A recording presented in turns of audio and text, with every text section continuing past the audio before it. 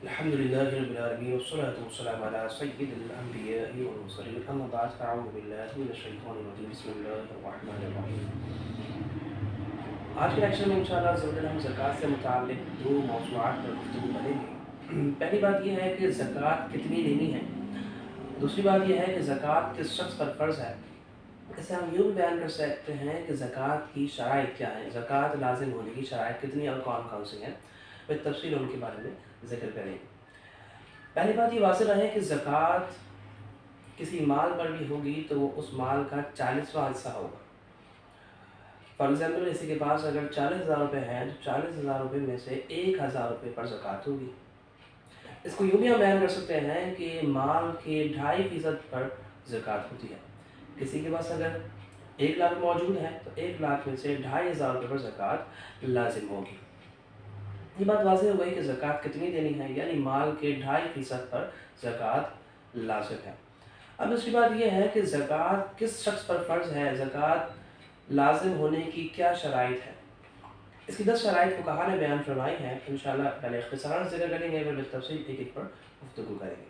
سب سے پہلی شرط ہے کہ وہ شخص مسلمان ہو، دوسری بات ذکر کی کہ وہ شخص عاقل ہو، تیسری بات ذکر کی بالغ ہو، چوتھی شرط ہے کہ آزاد ہو، پانچویں شرط ہے کہ وہ شخص مالک نصاب ہو اور نصاب اس کے قبضے میں ہو، ساتویں شرط یہ ہے کہ نصاب قرض سے فارغ ہو، نصاب قرضے سے خالی ہو، آٹھویں شرط یہ ہے کہ وہ نصاب مال نامی ہو اور اس نصاب پر 1 سال گزر چکا ہو، آخری شرط یہ ہے کہ نصاب اس کی حاجت اصلیہ یعنی ضروریات زندگی سے خارج ہو، ضروریات زندگی سے زائد ہو۔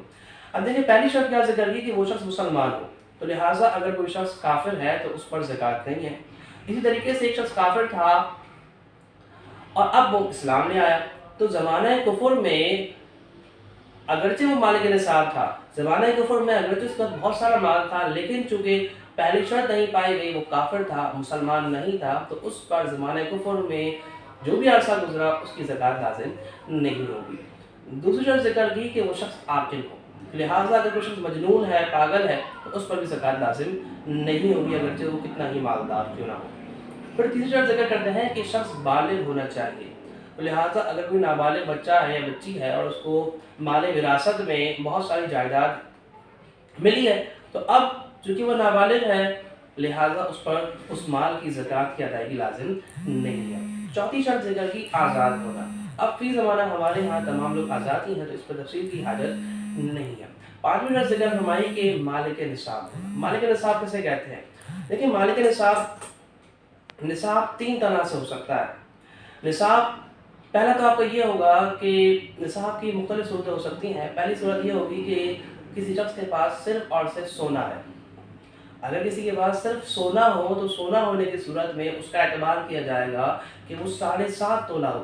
اگر 7.5 تولہ سونا ہوگا اور اس کے بعد اس کے علاوہ کچھ بھی نہیں ہے تو زکوٰۃ لازم ہوگی، اور اگر 7.5 تولہ سے کم سونا ہے، اس کے علاوہ کچھ بھی نہیں ہے، نہ چاندی ہے نہ کیش روپیز ہے، تو اس کے اوپر زکوٰۃ نہیں ہوگی۔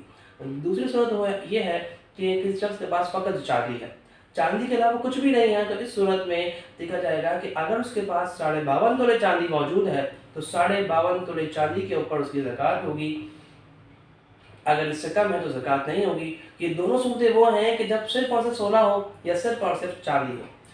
تیسری صورت کہتے ہیں کہ اتنی صورت یعنی اتنی مالیت یعنی 52.5 تولے مالیت کے برابر، اتنی 52.5 تولے چاندی کی قیمت ہے، اتنی قیمت کے برابر اس کے پاس نقد پیسے ہوں۔ اگر نقد پیسے ہوں گے تو اس صورت میں بھی جو اس کی ضروریات زندگی سے زائد ہوں تو اس پر زکوٰۃ لازم ہوگی۔ یا پھر اس کے پاس 52.5 تولے چاندی کی جو قیمت چل رہی ہو اس کے مطابق مال تجارت ہو، اس کی شاپ ہے، اس شاپ میں اس کی فیکٹری ہے، وہاں پر مال تجارت موجود ہے اور وہ اتنی مالیت کا بنتا ہے تو اس پر بھی زکوٰۃ لازم ہوگی۔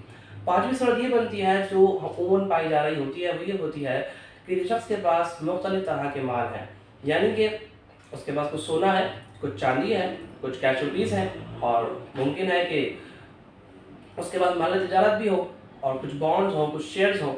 تو اب اس طرح کے اس کے پاس مختلف اموال ہے، فقط کیش ہے، کچھ سونا ہے، تو اس صورت میں اعتبار کیا جاتا ہے 52.5 تولے چاندی کی قیمت کا۔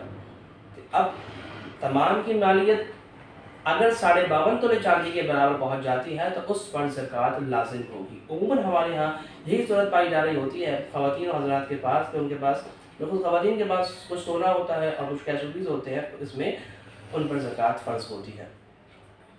یہ تھا نصاب سے متعلق تفصیل کے میں نے آپ کے سامنے عرض کی کہ وہ شخص مالک نصاب ہو۔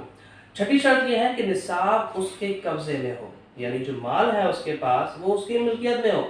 ایسا نہ ہو کہ اس نے کسی کو قرض دیا ہوا ہے اور قرضہ نہیں مل رہا، یا اس نے کسی کے پاس بطور رہن رکھوایا ہوا ہے، یہ صورت نہ پائی جائے۔ اگر رہن ہو تو اس کے احکام مختلف ہیں، بہرحال صورت حال یہ ہو کہ اس کے پاس نصاب اس کے قبضے میں ہو، اس کے پوزیشن میں ہونا چاہیے۔ ساتویں شرط یہ بیان کرتے ہیں کہ نصاب قرضے سے فارغ ہو، یعنی جو نصاب اس کے پاس ہے، مثال کے طور پہ اگر کسی شخص کے پاس 1 لاکھ روپے ہے اور اس کے اوپر 1.5 لاکھ روپے قرضہ ہے، یہ 50,000 روپے قرضہ ہے، اور جو 1 لاکھ ہے وہ ضرورت سے زائد ہے لیکن اس کے اوپر قرضہ بھی ہے، تو اب قرضے کو اگر مائنس کرتے ہیں تو مائنس کرنے کے بعد اس کا نصاب باقی نہیں رہے گا، تو لہٰذا اس شخص پر زکوٰۃ لازم نہیں ہوگی کہ اس کے پاس قرضہ بھی ہے۔ تو اب قرضہ مائنس کرنے کے بعد اس کے پاس نصاب نہیں بچا، تو ایسی صورت میں اس شخص پر زکوٰۃ لازم نہیں ہوگی۔ تو ضروری یہ ہے کہ اس شخص کا جو نصاب ہو وہ قرضے سے، دین سے فارغ ہونا چاہیے۔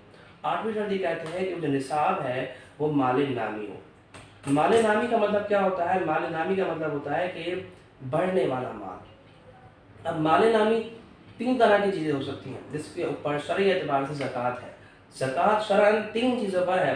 نمبر 1 سونا چاندی، نمبر 2 مال تجارت، نمبر 3 جانور۔ جو جانور چرائی کے لیے ہوتے ہیں، ان 3 طرح کے اموال پر شریعت مطہرہ نے زکوٰۃ رکھی ہے، ان کے علاوہ پر زکوٰۃ نہیں ہے۔ اب سونا چاندی کے تحت ہی کیش روپیز وغیرہ کسی کے تحت آ جاتے ہیں۔ جو بات ذکر کیا آپ کے سامنے کہ مال نامی ہو، یعنی کہ وہ مال یا تو کیش روپیز ہیں، سونا چاندی ہے، یا پھر مال تجارت ہے، یا آپ کے سامنے ذکر کیا چرائی کے جانور ہو، تو اس طرح کا جو صورتحال ہوگی اس پر زکوٰۃ ہوگی، اس کے علاوہ زکوٰۃ نہیں ہوگی۔ اس کے بعد شرط یہ ہے کہ اس نصاب پر 1 سال کا عرصہ گزر جائے، یعنی کسی شخص کے پاس جو نصاب ہے، جو پیسے ہیں یا جو سونا وغیرہ ہے، اس کے پاس 1 سال کا عرصہ گزر جائے۔ اس کی مثال یہ سمجھیے آپ کہ کسی شخص کے پاس رمضان کی پہلی تاریخ کو اگر اس کا نصاب کامل ہو جاتا ہے، یعنی اس کے پاس اتنا جو تفصیل ذکر کی گئی نصاب سے متعلق اگر اس کے پاس یہ تفصیل پائی جائے، اتنا مال اس کے پاس موجود ہو، تو فرسٹ رمضان سے اس کی کیلکولیشن شروع ہو جائے گی کہ پہلی رمضان پر سے اس پر زکوٰۃ کا گویا کہ پہلے سال کی ابتدا ہو چکی ہے۔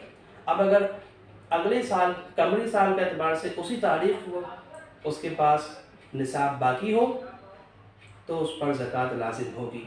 اگر اگلے سال اس وقت نصاب نہ ہو اس کے پاس تو ایسے شخص پر زکوٰۃ لازم نہیں ہوگی۔ اگر سال گزرنے کی جو بات ذکر کی گئی، اس میں یہ بات ہے کہ ابتدا اور اختتام پر زکوٰۃ، ابتدا اور اختتام پر نصاب کا کامل ہونا ضروری ہے، جسے حولان حول کہتے ہیں۔ اگرچہ درمیانے سال میں اس کے پاس پیسے نہ ہو، مال نہ ہو، نصاب ختم ہو جائے، درمیانے سال میں کمی سے نصاب ختم ہو جانے سے کچھ فرق نہیں پڑے گا۔ اصل اعتبار ہے کہ سال کے ابتدا اور اختتام پر اس کے پاس اگر نصاب ہوگا تو اس پر زکوٰۃ لازم ہوگی، اگر نہیں ہے تو زکوٰۃ لازم نہیں ہوگی۔ آخری اور اہم شرط وہ یہ ہے کہ نصاب اس کی حاجت اصلیہ سے خارج ہو۔ حاجت اصلیہ کیسے کہتے ہیں؟ حاجت اصلیہ کہتے ہیں کہ جس شخص کے پاس حاجت اصلیہ کہا جاتا ہے کہ جو چیزیں اس کی ضرورت ہے، جن کے بغیر وہ زندگی نہیں گزار سکتا، جیسے کہ رہنے کا مکان، سواری کے لیے گاڑی، اسی طریقے سے کچن کا سامان ہو گیا۔ یہ چیزیں وہ ہیں کہ جو اس کی حاجت اصلیہ میں داخل ہیں۔ ان کے علاوہ جو چیزیں ہیں جو ایکسٹرا ہیں، بالفرض ایسی اشیاء ہے کہ جو ڈیکوریشن پیس ہیں، اب یہ انسان کی ضرورت نہیں ہے، یا پھر ایک زائد لیپ ٹاپ موجود ہے، ایک زائد موبائل فون موجود ہے جو حاجت نہیں ہے بلکہ رکھے ہوئے ہیں، تو اب یہ حاجت اصلیہ سے فارغ ہو جاتا ہے۔ تو کہتے ہیں کہ جو نصاب ہو اس کی حاجت اصلیہ سے زائد ہو۔ کسی نے جمع کر کے سیونگ کرے رکھے ہوئے ہیں پیسے وغیرہ، تو اب جو نصاب اس کے پاس ہے وہ حاجت اصلیہ سے زائد ہے، اس کے اوپر زکوٰۃ ہوگی۔ جو چیزیں حاجت اصلیہ میں داخل ہیں، اگرچہ ان کی قیمت کتنی ہی کیوں نہ ہو، اب دیکھیں آپ گھر جو ہے، اب گھر کی قیمت بہت زیادہ ہے، لیکن چونکہ وہ حاجت اصلیہ میں شامل ہے، حاجت اصلیہ میں داخل ہے، تو لہٰذا اس پر زکوٰۃ نہیں ہوگی۔ سواری کے لیے گاڑی ہے، اب کار کسی کے پاس ہے تو کار کی جو قیمت ہے وہ بہت زیادہ ہے، نصاب کے اعتبار سے ہم دیکھتے ہیں، لیکن چونکہ وہ ضرورت ہے تو لہٰذا اس پر زکوٰۃ لازم نہیں ہوگی۔